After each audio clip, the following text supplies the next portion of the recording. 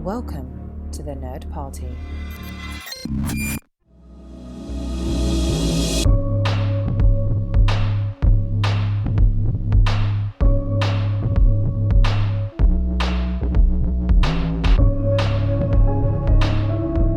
Welcome back to Houselights, our director discussion show here on the Nerd Party Network.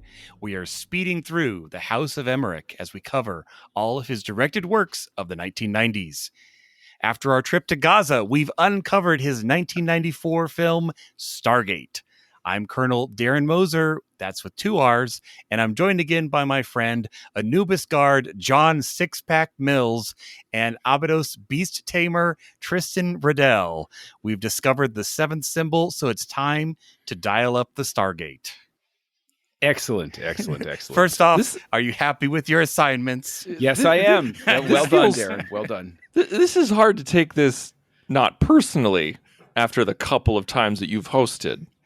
Like, he gets Six-Pack, and I'm the Beast Tamer, who clearly is horrible at his job since the Beast ran away. The thing is, the furthering the plot. The Six-Pack is not a reference to my abs. It's about what I drink on average during one of these podcasts. So I do have to admit that, like, I mean, I always knew that these guys had amazing stomachs, but watching it this time, I'm like, good Lord, these people were fit. Like, hey, when you can't look at their face, what do you look at? Right there. Right there, buddy. That's right. Even if those helmets were a little top heavy. Yeah, I'm sure they did. I'm sure they never ran into a piece of set dressing or tumbled down. So there's lots of ramps, very few stairs in the Temple of Ra. It's nice to know that aliens invading Earth through the pyramids were ADA compliant, and they avoided steps where possible. Well, Stargate, man, this is a 1994 film. Really interesting watching this after watching A Universal Soldier, as it is almost night and day as far as plot, character development, music. It's going to be a really fun discussion. I say we start with music. We often don't, but boy, howdy, David Arnold is like, this is one of the best soundtracks of the 90s. Like, really, it is so fun. They mentioned it when they were in production, that after placing it, in the movie, that it really elevated the entire thing up a notch. And I have to agree, like, action wise, you get a lot of great stuff, but when you throw those, the trumpets and the marches and all of that behind it, you want to stand up and cheer. It is such a fun score. What are your thoughts on that, Tristan? I completely agree with you. This one was, in the previous works that we've had with Emmerich, it just, there's nothing memorable about it.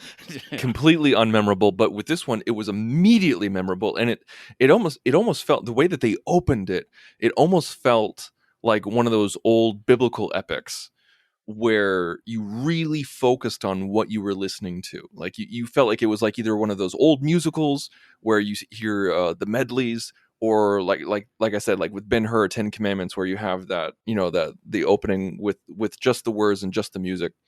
And I love the reveal too, because it kind of made me think of 89 Batman with with the bat symbol, where the camera's going through the curves and you have no idea what you're looking at, and then all of a sudden it tracks back and you're like, oh my god, it was the bat symbol the whole time. and this one, we see the Egyptian Mask of Ra, yeah. And so, but yeah, I love the trumpets are of course amazing. Like, it's a theme that you can grab onto with both hands, where exactly, like, they use it all the time, and you don't get annoyed with it. It's kind of like the James Bond theme, where like you hear it and it's used a couple of times, but you really love it. But I also really love Ra's theme. Yeah, I think that's what gets stuck in my head the most. Like the string. Yeah. It just, like, it goes down and gets more and more menacing as it goes. Like, oh, that's true. They can do it slower, and it's a little more menacing. And it's love it. So good. And David Arnold was, I think he was working in a used record shop when they came to him and said, hey, do you want to do Stargate? Cause I can't remember how they found him, but like I think like he did a few short films before that, and they were really worried. Like Devlin and Emmerich were both really worried. They're like, I don't know if this guy can do it, but let's give him a shot. And then like the first thing that they heard from him was like, damn, yes. He's had like a crazy career. He kept working with Emmerich for a few more movies, and then he went on to do like 5 Bond films and some crazy scores. Yeah, I think he's second only to John Barry in terms of number of Bond scores. I could be wrong about that, but I'm pretty sure. I think John Barry's going to be like the number one all-time ranking champ, in perpetuity. But I think Arnold's second spot for that. Either way, all that to say, kicks off a heck of a career. Do I think it's an incredible score? I do not. I think it's a very good score, and I think that the movie would be lesser without it. So. But That's all we ask, John. That's all we ask. Okay, I'll be the stick in the mud, but this is a score where it's like it does exactly what it needs to do, which is it imbues some sense of epic scale that like it layers on a voice to it that sometimes the film doesn't earn on its own. Where I think you could easily make the argument that if you took the music out and it was something a little lesser or not as well matched, then this movie does not get a positive reception. Like it, obviously they learned their lesson from the 2 movies we watched before, where it was like, music, it's important in film. And so I think it definitely hits there. In terms of the opening, Tristan, I like you referenced the 89 Batman, because it is a very similar sort of thing. And that'll get to some of the things that on this rewatch, I sort of like observed about Emmerich's style. And I suddenly sort of like unlocked something in my brain about Devlin and Emmerich in the 90s and sort of what they what they predicted, not predicted, but what they were pointing toward for the future of film. I mean, one last thing with the music is I just had the memory of this score, specifically like the main track, as well as Robin Hood, Prince of Thieves, were like the go-to trailer scores for like the little teasers that you would get where they were just kind of like introducing you to the movie, and they didn't use, because they didn't have anything for the movie yet. Like those 2 were used over and over and over, like if you wanted that kind of a vibe in your trailer. Yeah, they did use them a lot. That's true. With the voiceover guy in a world. Yes. Yeah. Oh man, trailers were something special back then, weren't they? When they found a track that worked. When you had to wait 10, 20, 30 minutes to download that trailer off of AOL, then you were a captive audience for sure. Yes. Yeah, very much. So again, a great score that I think we all agree elevates the picture, whether it's the best score ever to grace the screen, who are we to judge? But I mean, also it was such a well done score that it was used heavily in the later show, which we'll get to a little later. But for the Stargate SG-1 franchise, a lot of the main themes, everything, this is the root of all the score that came from it, which is a bit of transition when you're going to television music, where you're composing a lot of music for a specific show, but often again reusing these main themes, Ra's theme, the bombasticness of it. But yeah, so we start off, it's not quite up sad, but this movie definitely starts on a bit of a downer note, as we have Jack O'Neill with 1 L. His kid has shot himself relatively soon, and it just is a really interesting way to start this adventure. I mean, this is an adventure movie for sure. We're going far beyond our planet, but bring it back to Emmerich for a second. I think one of the best things that he's improved on in this movie is characters. The 2 main characters, Jackson and O'Neill. And this is, again, starting O'Neill and starting where is this character going to go? How is he going to grow? How is it going to change? John, what did you think of not just the introduction, but he goes from long hair to short hair? Who is this guy? Should we care? Is he just another, is he the un-Universal Soldier? It is impossible for me to dislike Kurt Russell in any role. It's actually physiologically impossible. It would be like watching me in that movie it's a Running Man with Arnold Schwarzenegger, where like they have the collars that blow their heads off if they do something bad. I'm like, if I try to dislike a Kurt Russell performance, my head will explode. It's impossible. I'm thinking more like Yes Man, where you're trying to write out Kurt Russell is, and you just can't. It's can't impossible. write it.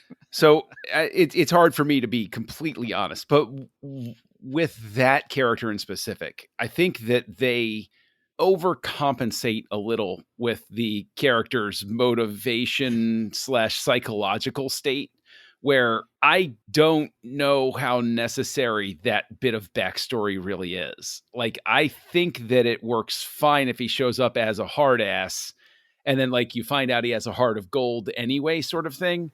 Like the scene of them going and getting him from his house is just, it's over much to me. It's a bit far. Rebuttal. Please. I think that they needed something more than duty and honor and pledging oneself to one's country in order to be willing to go to another galaxy and sacrifice yourself in order to destroy the gate. I feel like there needed to be some sort of personal trauma or some sort of character issue that gave him a little bit more push to leave things behind. I'll just have to agree to disagree, because I think that it works perfectly fine, and we're very familiar with the trope of the military guy who's so dedicated to the mission he doesn't care what happens to him, and then in the course of the movie finding out that he does care whether he lives or dies. And I think that there is basically his arc works without that scene where we meet him when he's in his late son's bedroom. I think it works without it just as well. But you know, we'll just be on opposite sides of that one. I don't know why it rankled me. What's odd is with this rewatch, and I saw Stargate more than once in the 90s, I'd completely forgotten that bit about his character. So I would argue that if it were really, truly memorably necessary, I wouldn't have forgotten that was a piece of his character, if that makes sense. I mean, it does drive a lot of aspects, not only the self-sacrifice motif, but let's, pitch over to the side character of Skara, played by Alexis Cruz. So the pseudo son, again, there's moments where Skara picks up a gun and O'Neill freaks out. So you do have this weaving story that's, I think, fairly well told, albeit a bit heavy-handed in the beginning. Like you said, John, like they're making it very clear, how he feels about guns and his trauma. It's, right out there on display. But seeing him eventually soften, eventually pull to being with Skara. And Skara was played so well, the actor actually returned in the show playing the same character. He was one of the few actors that transitioned into SG-1. But what did you think about that part of O'Neill's journey, Tristan, with the kind of like the second son, and that's kind of his inlet to bonding with the people of Abydos and kind of becoming the, not savior, but we've seen that trope before of like, well, we need to save these people now, and he takes a little convincing to get there. Yeah, I mean, it was a little weird to me because, like he has this issue towards children and guns and child soldiers, but yet there was nothing at the beginning of the film that really showcased that he had an issue with children and guns. And so I just wish that if we had that at the beginning, I feel like it really would have sold that character arc just a little bit more. But hey. Oh, he was the character with long hair. That's what you're forgetting. It was the same guy. Okay. All right. They buzzed it like a scene later, and that was O'Neill with one L. Oh, that's what John's complaining about? Okay, yeah, he's wrong about that one. So wow. Yeah, no, I think it's heavy-handed, Tristan. Jeez. I'm sorry. I just woke up. What was that detour about? I'm sorry. Go on. No, I do. I think it's a nice. It's so heavy-handed. But it is like to have that moment later. I feel like to him, okay. So what I will give credit to John is like there was 2 scenes where O'Neill is like, get those guns away from the kids. We needed only one of them. That's it. Like we had that scene with Skara where he was smoking. And that he was reaches funny. for the gun, not knowing what. And then he reaches for the gun, and then O'Neill like loses it, and we know exactly why he's losing it. And later on, when they escape, from Ra and all those people, they're back around the campfire, and Kowalski, which if you're having a military movie, it is cinema law to have a dude named Kowalski. True. And so it was like that scene around the fire when he said, he's like, get these guns away from these kids, totally unnecessary. Like you could show him have the hesitancy, have him have a conversation with Kowalski. The first scene was better than the second. The second scene did not need to be there. It didn't need to be there. I enjoyed the character arc, but it was times there was very heavy-handed, and that scene could have been trimmed down or compacted in a much more subtler way, I think, without O'Neill freaking out again. I mean, look, it's obvious to me that really what it is we actually agree it's heavy-handed.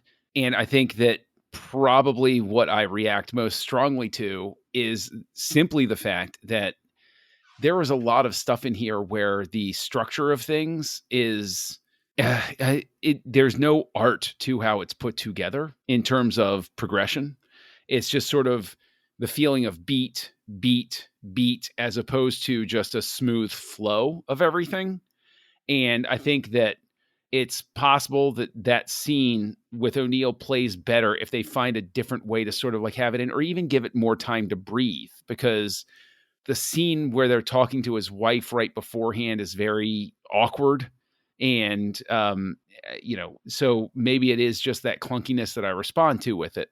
But either way, it's one of those things where I can just say it never lands for me. And maybe it's because it's so heavy handed is like, there's a lot of stuff such as when Skara has the friend who's, he's the kid that has a little trouble with everything, right? He's not, he needs a little extra help from his friends. He's the tag along friend. Yeah. And it's like, as soon as he's introduced, like what feels a lot about this movie is like, oh, okay, he's going to have to get past his kid, and oh, that kid's going to be in trouble. And that's where I'm supposed to get my emotion. Like there's so much about this that feels like it's pulled from other source material and just sort of like crammed together, as opposed to flowing in such a way that it's like, this is a character's story that has to be told. Maybe that's what I'm reacting to more than anything. Well, if O'Neill is the jock, then by far Daniel Jackson is the geek. And I mean, from the beginning of him talking about, aliens building the pyramids, we've all seen the History Channel late at night. We know. But James Spader, I think, he's been known to say for this movie that it was a paycheck. He wanted to get paid. But I thought he did a great job establishing this character, which would eventually be, built upon by Michael Shanks. So with Jackson, though, you have, personally, I feel that they thread the line of, he's not a wonderkind. He's not like, yes, he does make discovery, but it's not like only this man could do it. And, it goes to the edge a little bit, but we're going to look past the plot hole of, if you know 6 numbers in a 7-number dialing sequence, you just then dial all the other numbers to get the 7th one. We're going to ignore that because it's probably the most glaring plot hole of the entire movie. But hey, I have to give it for that sequence of him discovering the 7th symbol. They show him the Stargate. They dial it up. Everything's vibrating and shaking. Like they're making it a big deal. And I get caught up in it. This movie nails wonder and it's this guy who 2 weeks ago was writing on blackboards about aliens and is now opening a door to another world, and you are along for the ride. So Tristan, with Daniel Jackson's character, too many sneezes? Was it a little too Dances with Wolves or like going native? Use of subtitles versus subtitles, like all that encompassed Daniel. Like how did that character impact you? I think Spader did a fantastic job portraying Jackson. I really do. I think there were they had just enough sneezes. They had just enough ridiculous moments with him. Like there was like in the when he's presenting to Leon Rippey himself, and he's I'm like chuckling already. He's kind of laughing at himself. He's like you got two little guys dancing and with little heads coming up and a little line like that. It's just like he's like, you can tell it's nerves. Like he's right. It's a nervous laughter. Like, I didn't bring enough copies for everyone, so you have to share. Like you have to share. Like these generals don't care. They just give us the facts, but he's like in the middle of his lecture circuit, and it's so funny. And I think that's the thing, is that like it's not him. James Spader is not playing it as someone who is trying to be funny. And I think that was it's one thing that Bryan Cranston, I think, once said, is that like whenever you played a comedic character, he never played that character like he was trying to be funny. Otherwise, the people won't laugh. Because if that character knows that he's trying to get a joke, the joke won't land. And I feel like Spader knew that with Jackson. And I think Jackson does a really great job of walking the line of nerd and imbecile, because that's a common thing in movies, especially in the 90s, where if anybody was nerdy, they were completely socially inept.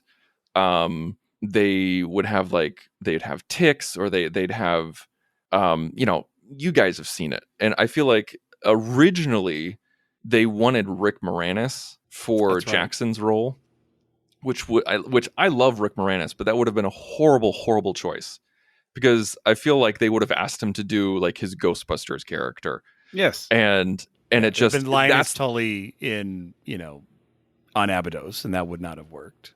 No, it would not have worked whatsoever. And I feel like that's kind of the trope that most nerds would get in the 80s and 90s. And I think Spader showed an intellectual who's not the jock, but is not an imbecile. And to me, no, I didn't feel like Dances with Wolves, Pocahontas, or Avatar or anything like that. I don't feel like we went into that. Like I felt like I feel like Jackson was truly trying to learn so that they could go home. It wasn't so much like, oh, like I'm gonna protect these people, with all my might because they've shown me their rich culture. It was like, no, like Ra's clearly the bad guy and he's trying to kill us. So let's take care of this. So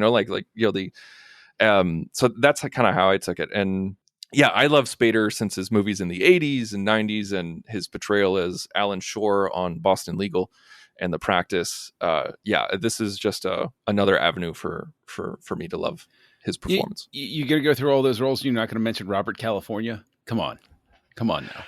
Robert California was cool in his first scene, and then it's kind of petered out after. I don't know. I liked Robert California. It couldn't have lasted longer than it did, but I did think it was cute. But Spader, I agree with you. Spader gives some actual like heart to the movie because of the fact that Spader is playing what really a quote unquote nerd is, which is just somebody who's a bit obsessive about something that they know about, that they really like and they really care about. And so, no, we don't have the going native thing because he's just thrilled that his knowledge is applicable finally. I'm just so happy to be here, guys.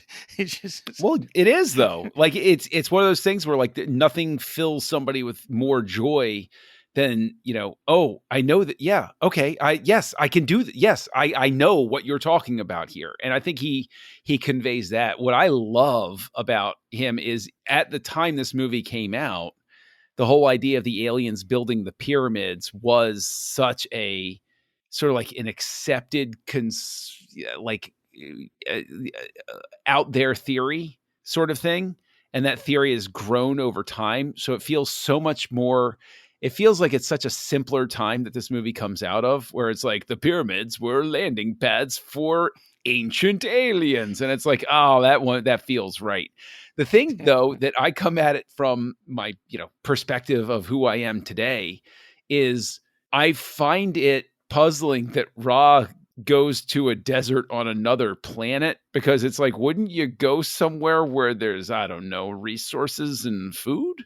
Right? Like, Well, but the mineral is the resource he's there for. I guess, but it's one of those things where it's like, wouldn't it have been nice to have it be a different location instead of have it be so obviously it's like, all right, well, pyramids can only be in the desert. And it's like, well, there were pyramids in tropical locales too, ziggurats, but they were there.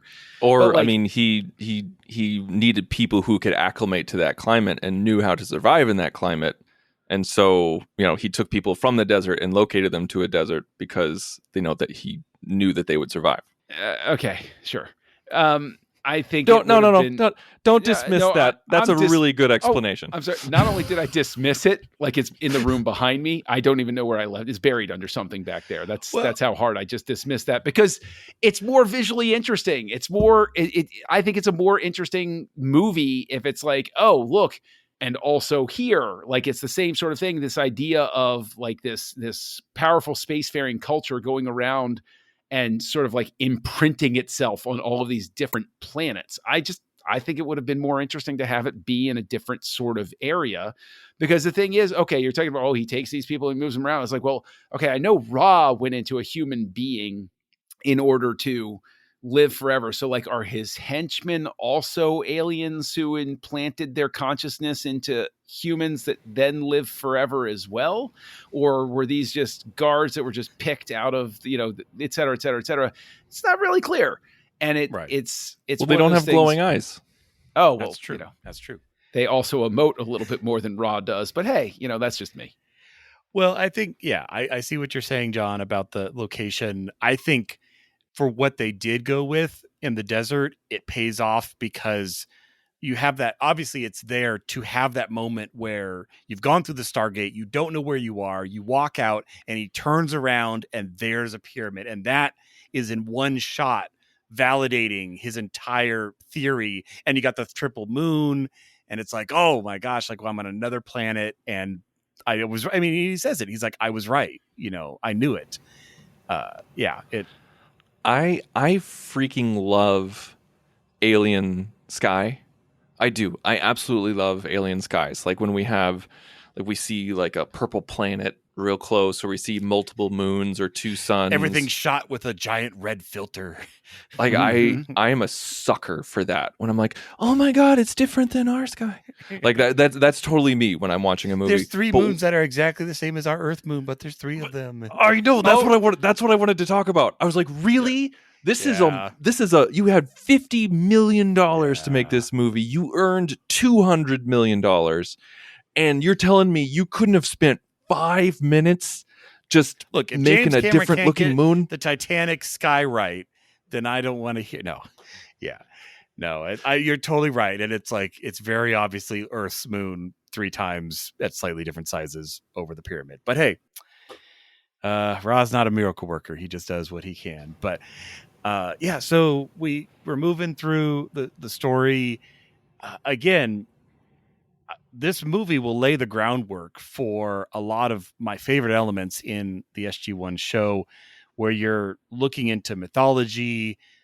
Like, it's kind of running along with the theory of everything we thought was myth is actually aliens, which is a little bit of a pill to swallow. But you were mentioning, the budget, Tristan, and the special effects and your hate of moons. But let's talk about the Horus and Anubis guards and that awesome, very early 90s morph effect of the helmet rolling back, which is, it's crude. Iron Man wishes it was crude. That cool. It's an important step between it is a step. Batmobile's shields in 1989 and 92 much like that. And Iron Man. Like, this is a bridge. This is a step that we're coming across here, where we can see where the technology is pointing. And I think it's really neat. It is really neat. I remember thinking it was really neat when I first saw it. And I think that the visual, those types of visual flair are sort of what keeps the movie interesting at parts where it lags, because it's like, oh, that's neat. Oh, cool. I like that. And you can sort of then go through and say, oh, okay, we were just misinterpreting what they were saying when we saw these paintings. It wasn't that they were talking about these gods that came down. They're talking about these were the guards that, like, you know, blew up things when Ra got mad and stuff like that. Okay, right. I get it. I gotcha. It's theatrical and showmanship from a dictator to instill fear in the masses. And I mean, the animatronic heads are awesome. Like the bird looks around, the flexing of the crest, and even, it's not just like a helmet they just plopped on their head. Like it actually does. It's movie move money, and glow. not show money, because it gets a little simpler in the show. But I imagine so. But when I was a kid, I absolutely loved that. Like the idea that it just kind of went away into some smaller piece of technology. Like every bit of that, indistinguishable I love that. from magic, as it were. Yeah. I remember I had the toys when I was a kid. Like when this movie came out, like I had the ship, the glider, the death glider. The glider, the fighter, that flew around. I had that. I loved it. The attack croissant. You're not wrong. But that morph technique was so cool, because they would basically shoot the actor twice. They would shoot him doing the motion, because it was also moving. It wasn't like they were static. They were turning, which it's like, hey, let's double down, guys, and make it really hard. But they would shoot them without the helmet, and then they would shoot them with the helmet, and then they would literally computer animate morph. Like, oh, well, this part should kind of go here. And it's just this crude kind of like projection mapping that's reverse animated away. But again, it sold it. You know, we were all like, I've never seen anything like that before. And it, like you said, John, it kind of, you know, picked it up a notch for a second. Like, okay, that's really interesting. I mean, as long as we're talking about it, I thought that Jimon Hansu, who in the movie is just credited as Jimon, didn't have his last name in the credits. Like I either forgot or never realized it was him. And like when they revealed him, I was like, oh wow, my gosh, this is early on. But like, like this is pre Amistad. Or Amistad. Oh yeah, this is was it 3 years before Amistad? Yeah. Emmerich likes to take credit, even though Jimon has been in a few things before this. Emmerich likes to take credit of Discover. Well, you know, I mean, it was Stargate, you know. I mean, this is the thing, right? As we were talking about the effects and everything, and like, you know, and then Jimon Hansu is in there. I'm curious because we've talked about the main characters and everything. Like, I think we all agreed that one of the strengths in Universal Soldier was obviously Emmerich as a director able to convey to the supporting cast who they're supposed to be and how they're supposed to behave. And I will go out on a limb here that Spader is doing a good job, but it feels a little effortless for him. And I'm not saying that in a negative way. I'm saying like this is not James Spader showing up and campaigning for an Oscar. This is James Spader showing up and having a good time. That's a good thing. Okay. And Kurt Russell is showing up and just, again, Kurt Russell just walks on screen and it's like, hey, what's up, bruh? But I think that this is another supporting cast where like Emmerich really kind of shines in getting good performances from his supporting cast. I mean, even I would argue that this is one of French Stewart's best on-screen performances. You're not wrong. You know, you're not wrong. I mean, the bar is not astronomically high on that. Not terribly high, but it's still notable. But you know, there are actually a couple of things, and I will even, I'll even say the actress's name is Millie Avital. Like she does she does a good job. Like she's and the thing is, that's not. It's easy for that to be a thankless, phoned-in role. But obviously the director Emmerich is able to convey to her, here's who I need you to be on screen. And she delivers. And I think Emmerich deserves whatever anybody thinks of any of his movies on the whole. I think this is going to be a consistent theme in all of the stuff we look at. He gets really good supporting performances from his actors. And I think this is another one in that line. Proves it. No, I think you're absolutely right, John. I mean, we were chatting beforehand about, Richard Kind, this tiny, thankless role of like the guy to first translate it who gets schooled by Jackson. And it's hilarious. It's like just enough that like, okay, this world feels real. That there'd be a guy and he's already done it and he did it wrong. But you have, like Catherine, who has to portray again that sense of wonder of my father found this and I'm kind of in charge, but then the military is kind of taking over. Very cliche kind of role, but she handles it well. I want to talk about though is Eric Avari, who is the leader, the tribal leader, probably the largest, like the mainest character of the sub characters, I would almost say, at least for Abydos. And I mean, he talks in native language the entire time. He does a lot of communication with just his face and mannerisms. Bonnie Wee. Yeah, body. Yeah, I always remember that. But it's great. There's been a few times I've had a chocolate bar that's been really good. I'm like, Bonnie Wee. That's what you got to say. It's what you have to say. But no, yeah, Eric Avari, he's one of those talents that elevates everything he's in. A great character actor. Yeah, whenever he's in something, he makes it better than if he wasn't in it. He's he's been in so many things. Like, I mean, he plays Nicodemus in The Chosen. I love him in The Mummy with Fraser and Weiss or Weiss, excuse me. And he's all over the place and just really elevates everything. I think he's great.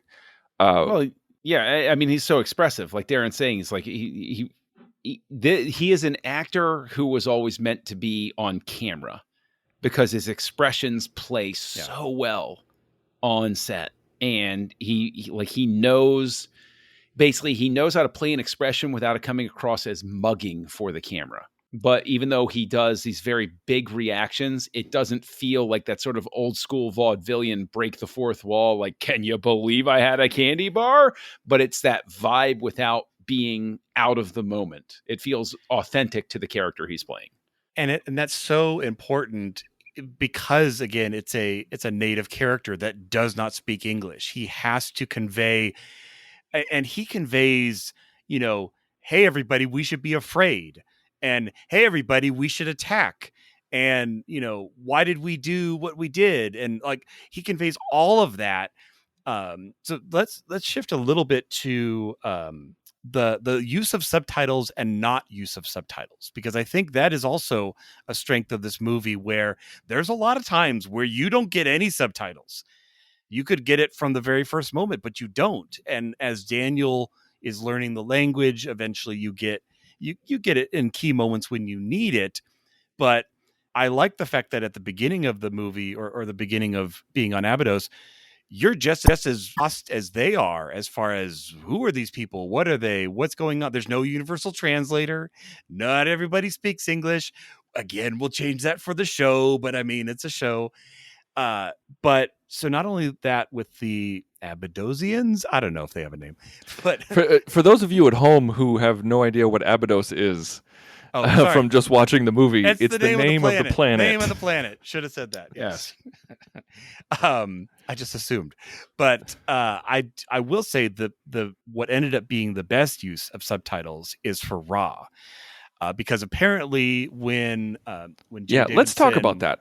Yeah, when he did Ra, he did not feel he did a very good performance, and he did not know actually that they were going to dub and pitch shift and redo and subtitle his performance. And after he saw the film, he went to Emmerich and said, like, you saved it. You saved my role, like, because what I gave was not what was delivered in that change.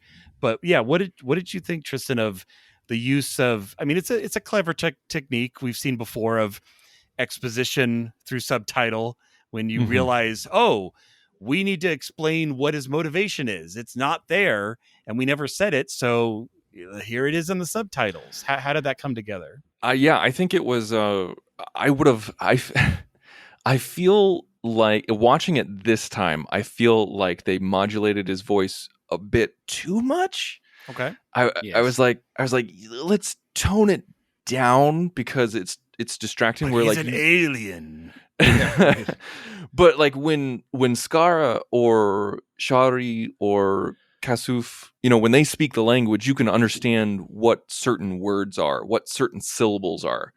But they affected Ra's voice so much. It was just It was very muddy.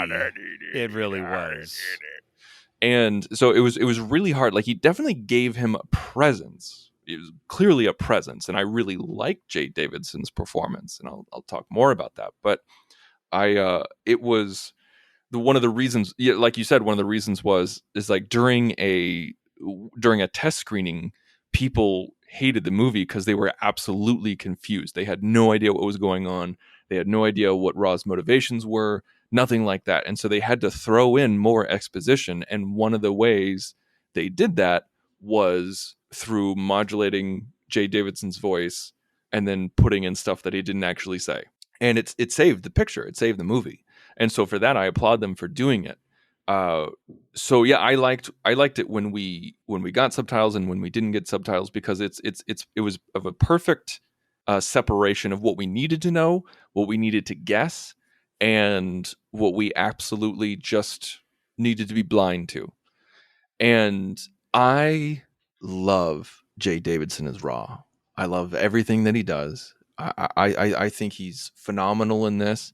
When I was a kid, when I was, because he's done 2 movies. He did Crying Game. I'm trying to remember what else he did. He did Crying Game, which got him a supporting actor nomination in the Oscars, which is insane. That was his first movie, and he got an Oscar nomination. And then Emmerich and Devlin came to him and said that they wanted him for this one because he's fresh off of that Oscar nom. And he's like, okay, I want $1 million. And they're like, yeah, sure. And he's like, oh, wait, really? Like, okay. Right. And I didn't want to do it, so I put out a big number, and you said yes, and now I got to do it.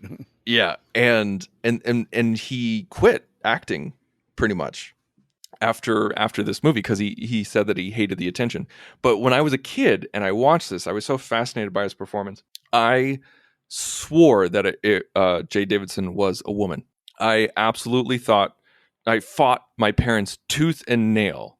I was like, no, Ra is far too pretty. Ra is a woman. And they're like, Tristan, no. His name is Jay Davidson. He's got a man. Eyeliner, but like we see him at the beginning of the movie. He is shirtless. Like, he is clearly a man. I'm like, no, he's too pretty. No. I had very confusing feelings at 8 years old. But yeah, so I love Ra, and I love the presence and the glowing eyes, and I love when he snatches off the necklace from Jackson's, even though it's not the eye of Ra, it's the eye of Horus because it's pointing the wrong way. But yes, I love all that. The thing is, I feel like I'm going to get kicked off of Houselights pretty soon because especially this time, I mean, even when I first watched it, Ra was always the weakest part of the film for me. And he remains the weakest part of the film for me. I get absolutely no sense of menace from Ra.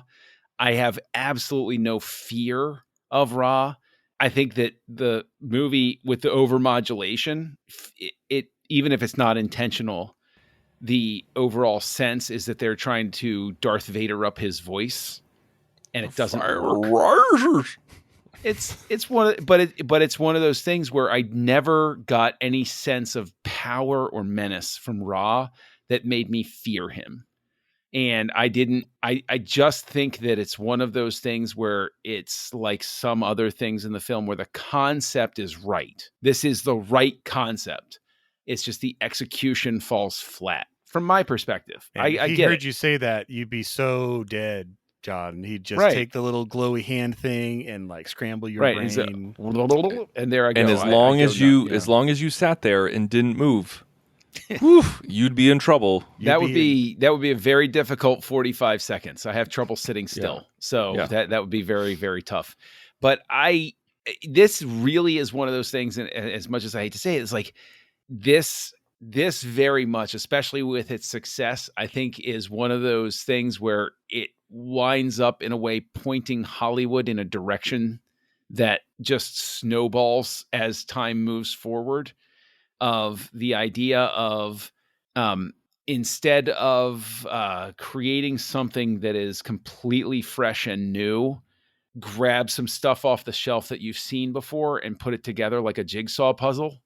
And so long as the concept is there and there's, and the effects aren't like Star Trek 5, you know what, you're going to make some money on this. And it's the birth of a formula, as it were. Basically. I mean, Hollywood's always followed formulas. Sequels have always been there. Regurgitation's always been there. Remakes have always been there. And at the minimum, Emmerich and Devlin deserve credit for just going whole hog and embracing what was at the time considered just an absolutely crazy, insane idea that the aliens built the pyramids, that's just stuck with it and been around forever.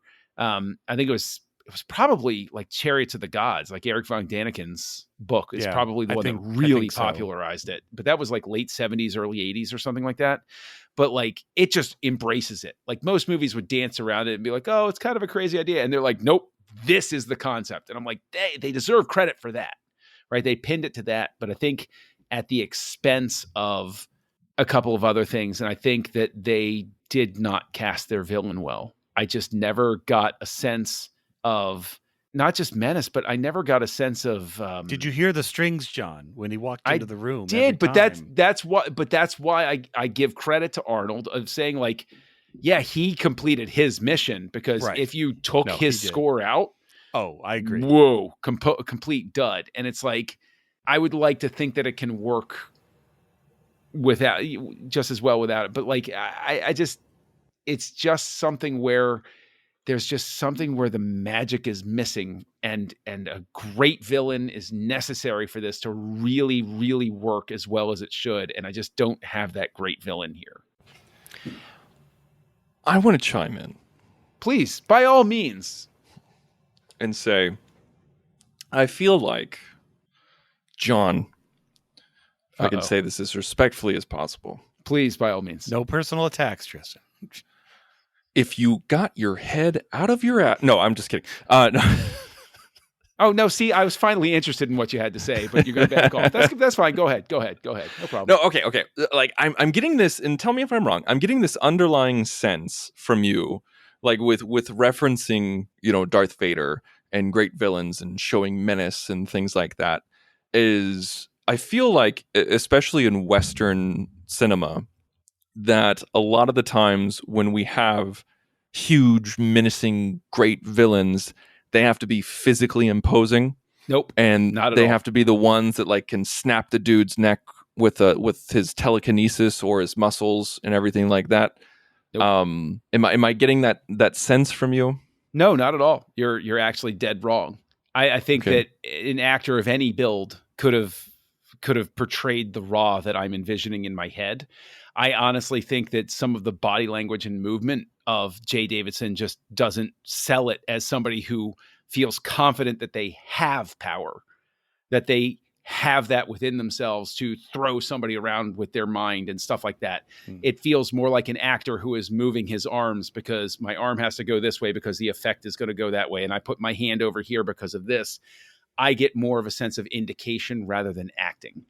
And so that it doesn't have anything to do with his body type or anything like that. It has everything to do, though, with how he moves.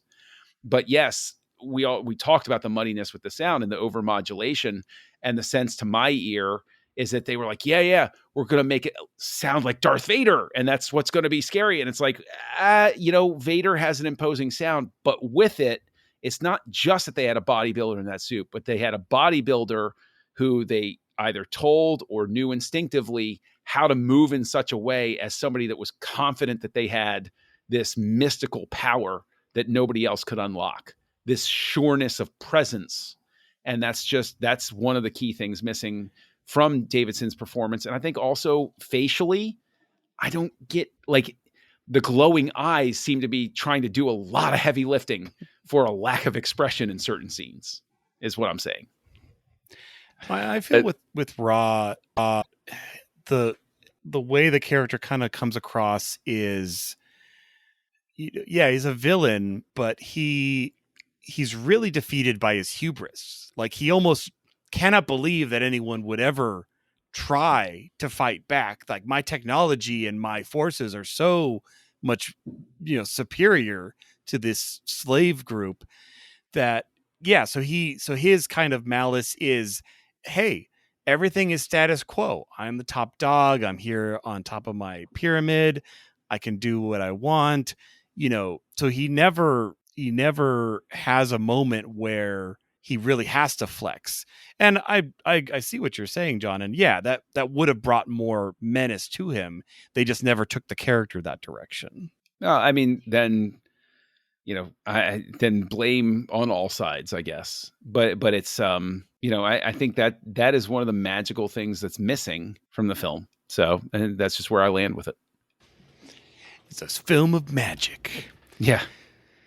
All right. Well, as we say it here, we're circling the third chevron. No, wait, that's not what we say. And again, we're looking past the 1.9 billion possible combinations of a dialing sequence. But no, let's do our favorite guest star of the movies, Lance Reddick. Where are we placing him? Not a ton of roles. It's actually a relatively small cast, but like we've said, a lot of great supporting characters. Are they worthy of being usurped by Lance?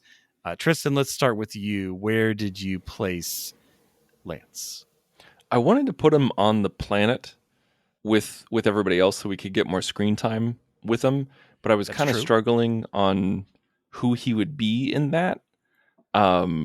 So I kind of went with my first choice, which was, we'd only get one scene, but I feel like it'd be a great scene. And even though I like Leon Rippey, I feel like he would make a great General West. Like, he'd be a great no-nonsense general. Throws down the law, throws down the history, throws down the rules, totally impatient, and like doesn't want to be there. I feel like I feel like Reddick would probably give a little bit more sarcasm and humor into the scene than Rippey did as West. And so that's my answer. Just picturing Daniel like passing out the rolled up part paper, and Wes is just sitting there. Like, Lance is just like, what are you doing, son? Just come on, just keep going. Yeah. All exactly. right. All right. So we have a General West. John, are you placing him on Abydos, the planet, or are you placing him before we go through the Stargate? Well, one of my instincts was actually impossible. I could not place him as Colonel O'Neill because that would require replacing Kurt Russell, and that's forbidden within the John Mills Code of Conduct. That's like not a possibility. if Lance Reddick was Jack O'Neill, that son would still be alive. Because that's true. Jeez. Because throughout this entire he would have movie, practiced good gun safety in his home. He would have practiced good gun safety, because throughout this movie, every single trained military officer who handled a gun handled it like a rank amateur. I have never seen such worse trigger discipline very true. From an entire movie, and especially Kurt Russell's character. And Kurt Russell has done so many military roles. He pointed that gun at everybody and everything while his finger was on the trigger. Very true. Also, whoever put the the sound mix together, they sure loved the sound of chambering around, because every time somebody rounded a corner, it was like chick chick chick chick chick chick. I was like, you don't need to do that again. Why? You don't do that. Does anyone have more ammo? Because I chambered every round as I went around. It's like they're just ejecting shells as they go, and I'm like, you didn't even fire the gun yet. What are you doing? The gun was even off screen. I noticed that they did that. Like, it was off screen. His hands weren't even moving, and you heard a. Yeah, it drove me nuts. I'm so glad that you noticed it too. It was such a huge distraction to me too. Absolutely drove me up the wall. But since I cannot, per my own personal guidelines, replace Colonel O'Neill, I'm swinging for the fences and I'm making Lance Reddick raw, because I think that I'd at least get a performance out of that. And that is who I would go with. Wow. Well, I mean, I would ask you to expand, but you already talked about Raw for 10 minutes, and I think we know exactly where you're coming from. So, All right, there you go. all right. I mean, this isn't a replacement to make it better. This is a replacement because I think it would be a good role for Lance. So I put him as Kesef, as the leader of the tribe, which does make things a little tricky because he's also meant to be the father of Shari and Sokka. But I think you could meld that where they're children of the tribe or something like that, or Blind recast them, casting whatever. doesn't matter. Yeah, doesn't It matter. doesn't matter. But I just think, I keep thinking of seeing him in the role as the professor in Young Sheldon, which I know is not probably the number one role you think of when you think of Lance Reddick, but he has some scenes where he's giddy and some scenes where he's, emoting a lot in that way. And it just made me think, like, here's this tall man who he is charged with protecting this tribe. And I think Lance would just excel at that. All right. So we got 3 for 3 with Lance as we go into our final thoughts and ratings. I'll start. I think I tipped my hand a little bit that I absolutely love this movie. I love the SG-1 franchise. It's one of those elevator pitches that is meant to be on television. You dial up a new planet every week and take the adventure where you want to go. And they expand on the plot. They, keep some characters, change some characters. I'm not trying to review the show, but where the movie, I think, succeeds, and I've said it from the beginning, is it's a wondrous ride. It's in the music, it's in the characters, it's in the story. You're going to a far off planet. And I remember, I don't remember the exact year I saw this. I think I might have been a shade too young in 94 to see it in theaters. But I remember loving this movie from the get-go, loving the score, loving the characters and all of that. So I'm giving it a 4 +1 for launching a $1 billion franchise, for being such a good seed that it created a whole universe. It created cosplayers. It created movies. And not that has to be, well, hey, it's my rating. I can do it however I want. So I'm going to give it 5 from the get-go. And it's been a really fun discussion, though, going into this. I've really enjoyed that. So, John, take us down a notch with your rating and final thoughts that you might have on Stargate. My final thoughts are that it pretty much is lodged where it was many moons ago, at least 3 moons ago, where it's a harmless, good fun. It really defined at the time a popcorn movie, a phrase that we still love to throw around, where your brain's not going to work over hard during this thing.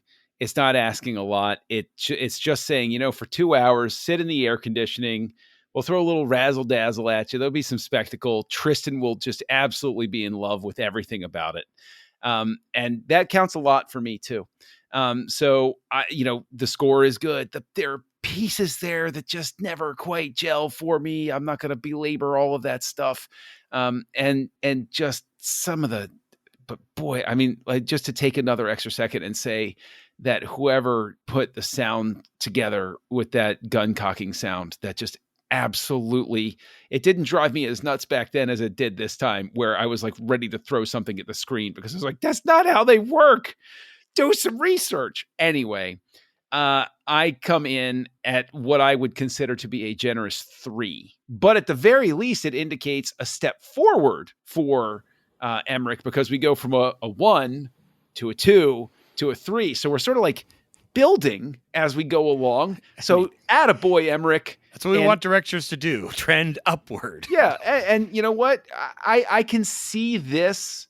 What's interesting is I can see the trend of this is a director getting more confident in what he's putting together as he goes. And is it pointing us toward great success next time? I don't know. but this time it points us at a 3, where it's like, I don't regret watching it. I liked it. I didn't love it, but I liked it well enough. And, I have fond memories of it. So yeah, it's all right. So 3 stars from me. All right, Tristan, I think Riddell family favorite, it sounds like. Might have yes. we didn't go through our when we first saw, but any other final thoughts on Stargate? No, this was a certified Riddell family favorite, and we would watch the VHS over and over again, and it was one of our first DVDs ever, and I think it was double-sided, not widescreen and full screen. It was double-sided as in part 1 and then part 2 of the film. That is how old the DVD the early was. Laserdisc version of DVDs. Yes. Yeah. With a lot of crush wherever there was black on screen. There was always that pixelated crush everywhere with that. I miss those days, the clamshell. It was so simple. But no, it was I was too young to see it in theater, but I think my parents saw it in theaters and they were like, "Oh yeah, we're getting that. We're buying that, Tristan. Don't worry, we're going to watch it at home." And we were so in love with it that we were like, "Oh my god, they're doing a TV show. We need to watch that as soon as it comes out on video because we don't have Showtime, so we'll just wait for it to come out on cassette. We'll watch it as a family. Bring over grandma." And as we're watching the first episode, and then we get to a scene where a poor woman is stripped down violently. We get full frontal nudity, and then she gets literally thrown on a slab and assaulted violently with an alien that's eating into her back. And we turn it off, and we're like, you know what? Maybe this Stargate show isn't really for us. And I never watched another episode. Oh, okay. So now it's Darren's goal to start after episode 1 of SG1 and give some great best of episodes to Tristan. But no, I totally see where you're going. I would appreciate that. I've seen bits and pieces through there, and I know it's completely different than what happened in the first episode. And I know that there's so many great hours of television because of what this movie spawned. I just thought that was that was my first. No, you're giving me a blank slate, Tristan. Having not seen any episodes, you're gonna get some gems. But yeah, no. So with this film and the phenomenal performance from Ra, like just the really. Just we're talking about it's Ra, then Khan, then Vader. I think Ra, sis boom ba, Ra. Okay. John can't take you seriously anymore, Tristan.